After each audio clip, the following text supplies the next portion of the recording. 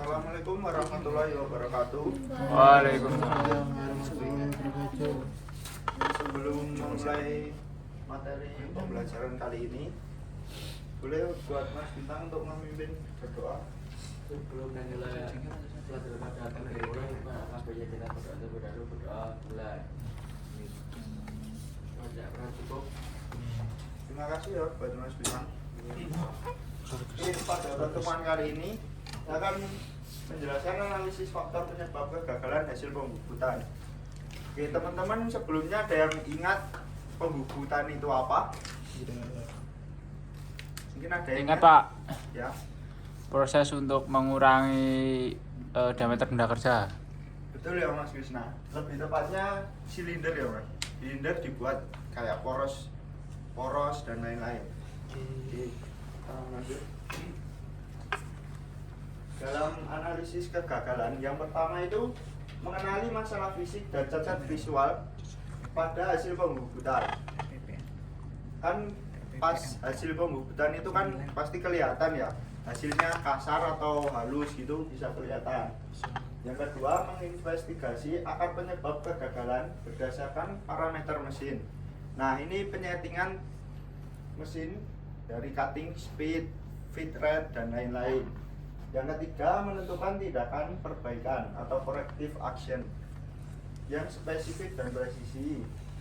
Dan yang terakhir, menyampaikan temuan hasil diskusi investigasi kelompok secara terstruktur. Oke, kita lanjut. Nah, ini ada pertanyaan nih. Mengapa kegagalan ini bisa terjadi? Parameter apa yang terlewat? Yo, teman-teman ada yang bisa menjelaskan? Mungkin? Bagian kecepatan, Pak. Ya, feed rate itu bisa Feed menjadi rate. penyebab ya Mas. Betul. Parameternya. Terus ada yang lain? Mungkin?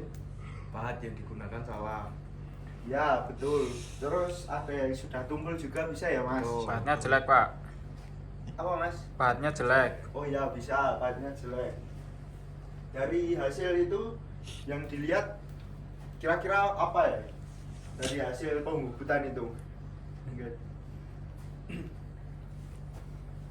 Mas Fernanda tadi fokus mulu. Dari hasil itu yang bisa dilihat apa Mas Fernanda? Kalau yang sesuai standar itu hasilnya halus, Pak.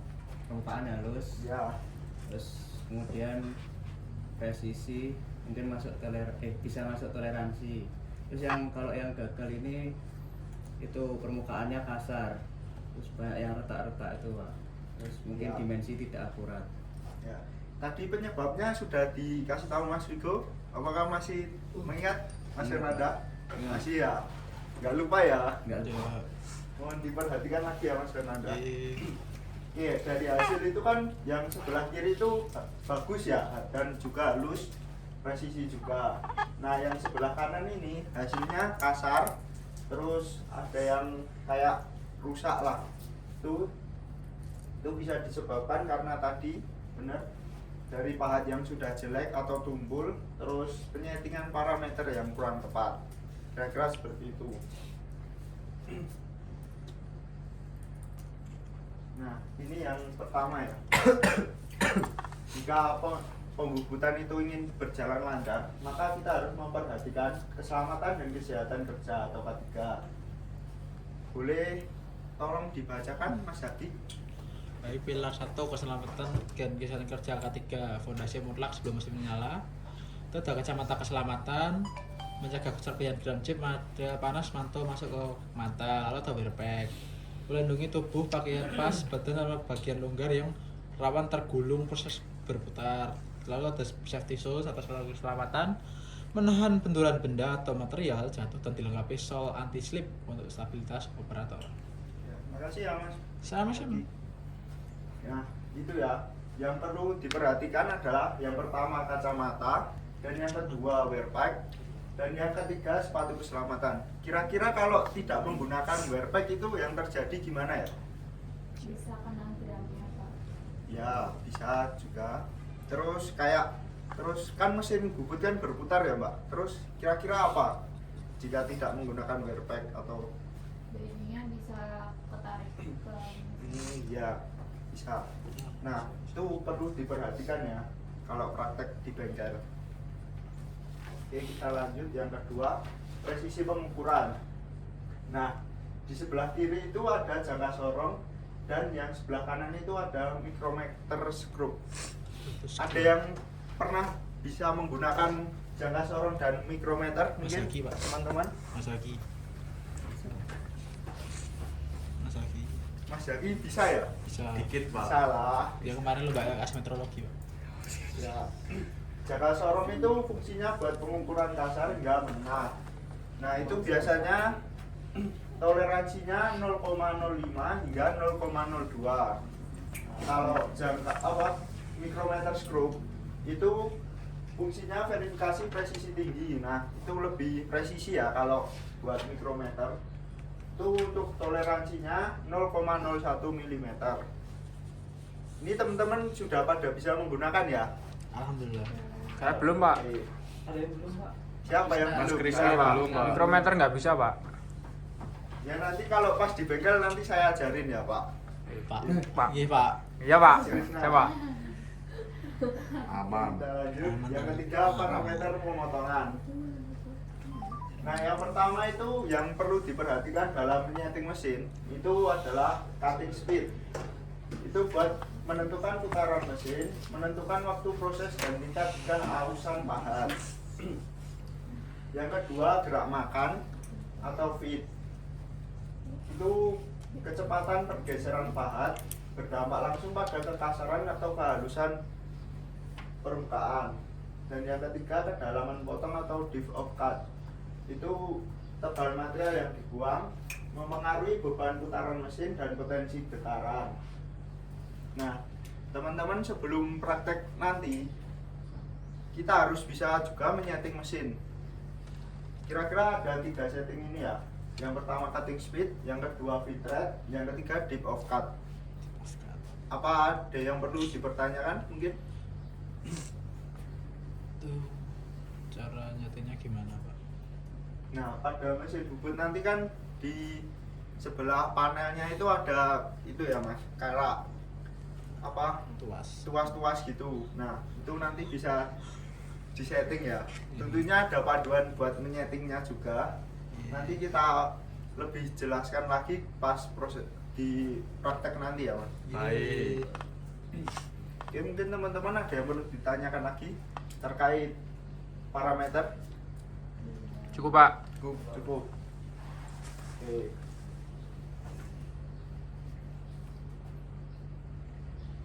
Dan yang keempat, pengoperasian mesin. Nah, ini pada proses ini kita harus menyeting tool. Itu harus pas tengah ya.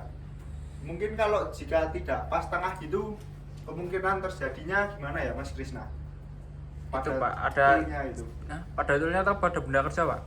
Toolnya tidak pas tengah gitu loh. Pas setting Oh, tool. buatan center dulu ya, Pak. Anu, Pak, nanti benda kerjanya ada pentolannya, Pak, di tengah itu, Pak. Iya, iya. Kalau mau motong ya Mas, itu nggak bisa terpotong Ya, juga. nggak bisa terpotong. Ada sisanya, Pak. Iya. Terus mungkin ada yang lain yang mau menambahkan, Mas Wigo mungkin? Kan ini kemarin dapat nilai baik ini. Baik. Nilainya apa Pak? Mungkin hasil kurang presisi pak. Facing pada saat facing tersebut masih ada sisa, jadi nggak nggak rata sepenuhnya seperti itu. Hasilnya kurang maksimal baik itu secara ukuran maupun secara bentuk fisik. Betul banget ya Mas Wigo. Terima kasih buat jawabannya. Nah, yang kedua itu kondisi pahat. Geometri dan sudut potong harus tajam serta disesuaikan dengan jenis material benda kerja. Nah, kita mau membubut itu harus memastikan juga dari bahan pahatnya itu sendiri mau buat membubut apa.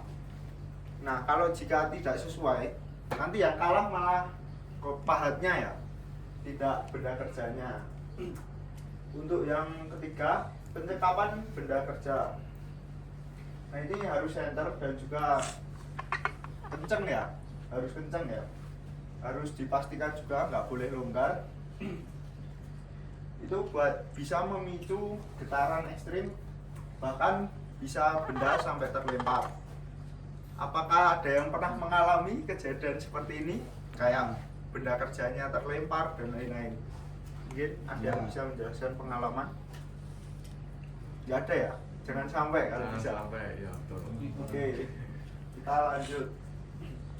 Nah, ini ada tugas nih buat kalian. Bisa tolong dibacakan? Ini kan dibagi 2 kelompok ya. Gimana ini pembagian kelompoknya? Berhitung atau dibagi langsung? Langsung aja, Pak.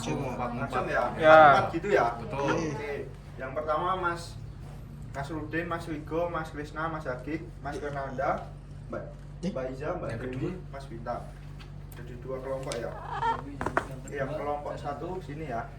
Ini yang Baik, kelompok baik, 2. baik, baik. Bisa dibacakan, mohon, buat kelompok 1 tugasnya. Kegagalan dimensi. Target diameter poros adalah 25 mm.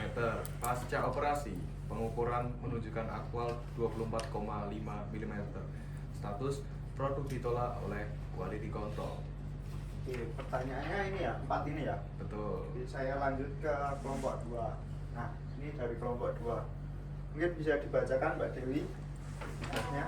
Kasusnya itu saat pembukutan berlangsung, permukaan benda kerja menjadi sangat kasar dan muncul pola bekas getaran.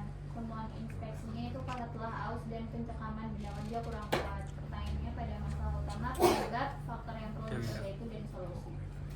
Oke, saya berikan waktu kurang lebih 5 menit ya buat mengerjakan diskusi. Silakan diskusi. Oke, silakan dimulai dari sekarang.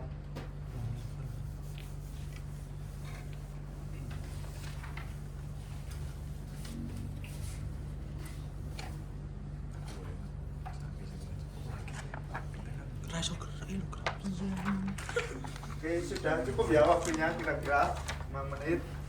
Bisa untuk kelompok maju. Perwakilan boleh dah, 2 orang aja, 2 orang. Boleh maju. Boleh. Yo.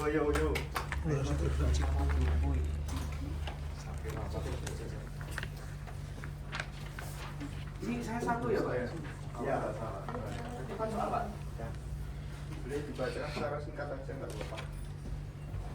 Nah, ini deskripsinya kan kayak tadi yang sudah saya bacakan. Terus apa masalah utamanya? Nah, diameternya itu terlalu kecil ya teman-teman. Jadi ini ketentuannya 25 mm, kemudian hasil akhirnya 24,5. Nah, kenapa kok ditolak QC? Nah, karena ukurannya tidak sesuai toleransi yang ditetapkan hingga tidak memenuhi standar kualitas. Terus kemudian faktor apa yang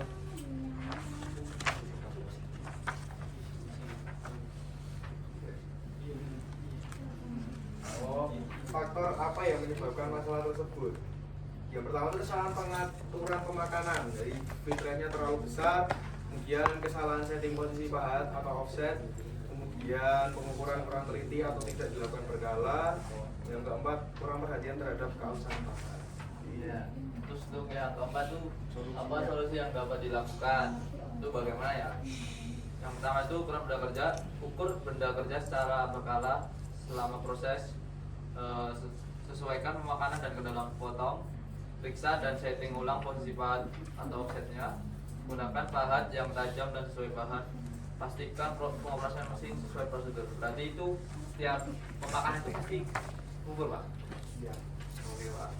Soalnya mesin konvensional itu harus dipastikan juga kan. Kalau mobilan ini contohnya ditolak sama pihak QC.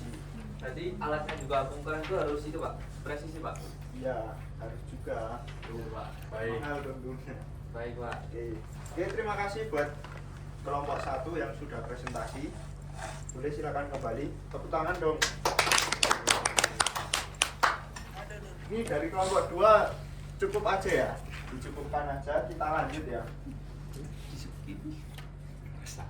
Nah, ini buat kesimpulannya. Kesalahan pada salah satu faktor saja akan menghancurkan seluruh sistem dan menyebabkan produk cacat. Keempat elemen ini tidak dapat berdiri sendiri, jadi harus berhubungan gitu ya. Nah, ini aku ada tugas nih buat kalian buat dibawa ke rumah ya. Nanti saya kirim ke WA, nanti bisa dikerjakan di rumah. Oke. Ini Ya ini ya bener ini. nanti saya kirim kok, santai aja. Baik. Dari pertemuan ini mungkin ada yang perlu dipertanyakan? Sudah. Apa sudah cukup? Sudah cukup. Sudah cukup ya. Jadi kesimpulannya tadi dari keempat pilar tadi harus saling berhubungan ya. Dan jika salah satu saja ya ada yang salah, pasti produknya juga gagal. Kira-kira seperti itu kesimpulan pada hari ini. Saya cukupkan. Wassalamualaikum warahmatullahi wabarakatuh. Waalaikumsalam warahmatullahi wabarakatuh.